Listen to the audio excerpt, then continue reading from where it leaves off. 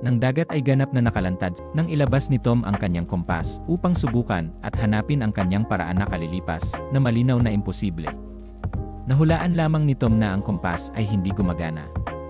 Nakapulot ng isang lobo at ginamit ito bilang isang saranggola na umaabangka ng yacht at ikinonekta ang radyo ng barko sa screen ng telebisyon upang makipag-ugnayan sa labas ng mundo. Sa kabutihang palad, nagawa niyang makipag-ugnayan sa isang research submarine crew. Submarino, ang mga mananaliksik ay nag-isi ng 1 linggo bago makarating sa submarino.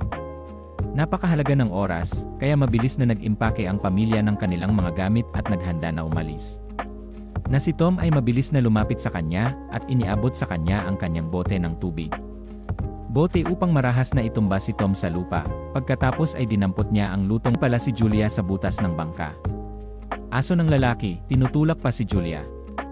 Agad na sinaksak ni Julia ang aso hanggang sa mamatay. Nakatawag din ng atensyon ng lalaki ang namamatay na sigaw ng aso, samantala, si Julia ay tahimik na bumalik sa yacht mula sa buso. Habang naghahanda siyang tumakas kasama ang kanyang mga anak, biglang sumulpot ang isang lalaki at sinuntok siya sa lupa. Mamatay, ang kanyang anak na babae na nagtatago sa aparador ay pinilit na buksan ang pinto at itinutok ang flare gun sa lalaki at binaril siya. Nang isang buong araw, nagtago sila sa gitna ng isang kanyon. Noon lang nagkaroon ng panahon si Julia na tingnan ang kanyang lokasyon sa mapa, ngunit ang anak ay napuno ng pagsisisi sa sandaling ito. Pagsunod sa lobo. Ang batang lalaki, na hindi mapapatawad ang kanyang sarili, kahit na tumanggi na uminom ng isang patak ng tubig, ay nakarating na sa lugar na ito sa hapon, sa pagtakas damag. Ang buong katawan niya ay parang kinagat ng hindi kilalang nilalang.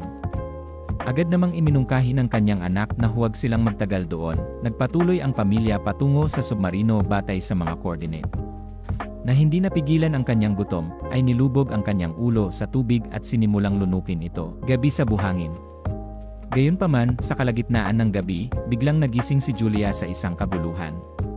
Nang sundan niya ang ingay sa mas mataas na lugar, napagtanto niya na ang tunog ay lalong tumitindi. Naramdaman ni Ning na may mali at agad na nagising si Julia at nagsimula silang tumakas sa malayo.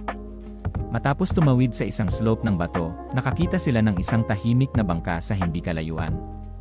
Dalisdis, gayunpaman, nang makita ang mga kilos ni Julia at ng iba pa, ang mga taong ito ay hindi lamang nag-alok ng tulong kundi nagtago sa loob ng lalagyan at nagkulong sa gusali. Lalagyan. Gayunpaman, ang pagkilos na ito ay talagang nagligtas sa kanila. Kasabay nito, unti-unting nagsiwalat ang nilalang na gumawa ng kakaibang ingay. Tinapay na may durian sa ibabaw, ngunit ito ay mas malaki kaysa sa sapatos ng tinapay. Bagaman armado ang 3 tao sa loob ng container, hindi nila nakayanan ang pag-atake ng hindi mabilang na mga alimango. Pamilya mula sa lalagyan. Sa oras na ito, ang kalangitan ay napuno ng mga sandstorm. Pulbura gamit ang lighter. Ito ay isurong ng dagat, ang mga nilalang na ito ay nagtatago mula sa sikat ng araw sa araw at nangangaso sa gabi. Umaatake lang sila kapag walang pagkain. Nang malaman ng mananaliksik na aksidenteng nawala ang mapa ni Julia sa kanyang pagtakas, nagpaputok ang mananaliksik ng signal flare sa kalangitan upang gabayan sila. Matapos umakyat sa isang mataas na lugar, sa wakas ay namataan nila ang submarino sa di kalayuan. Ngunit ngayon ang magnetic field ng Earth ay malapit nang bumaliktad at ang samantala, ang kanyang ina, na nakulong sa kanyon, ay muling inatake ng mga alimango, nang naubusan na siya ng mga bala at malapit nang mamatay. Dumating ang kanyang anak sa tamang panahon at tinulungan si Julia na makatakas sa mahirap na